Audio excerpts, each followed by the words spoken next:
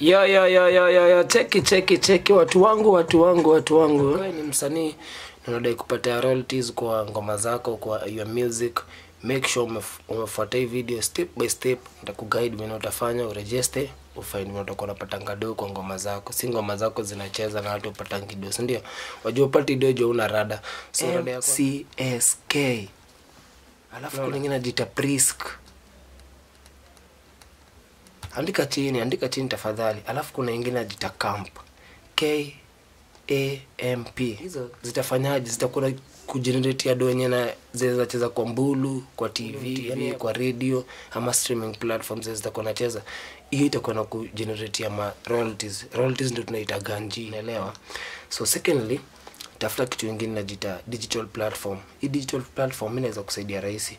Tafuta nyingine unaenda sign up kwa account inajiita kama kuna inajiita DistroKid. I think niko sawa, DistroKid. Alafu kuna nyingine bado inajiita TuneCon. Kuna nyingine inajiita CD Baby.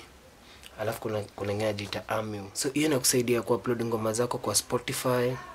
Inaweza kuuploadia kwa wapi pale pengine pale Boomplay, inaweza kusaidia wapi pale pengine Apple Music na zingine mingi, unaelewa? So make sure umeregister hizo vitu, zitakusaidia kama msanii. Alafu hiyo ukitaka hii kwanza inasaidia wale watu wenye wanaandika ngoma. Unajua unaandika tu ngoma, ni songwriter au imbangi. Hiyo inakusaidia sana. Song Trust ama unaweza tumia BeatStars. Inaweza kusaidia. Alafu kitu kingine ukishaenda pale, ukishafanya hizo vitu zote hizo umesign in kwa hizo account nimekuonyesha. Make sure set up royalties payment, connect to your bank account, either PayPal ama connect na M-Pesa kwa dashboard ya distributor wako ule mwenye ulisign in kwa nini yake. Simple hivyo, usha make ganji na muziki yako ukiwa umedoze tu. Na do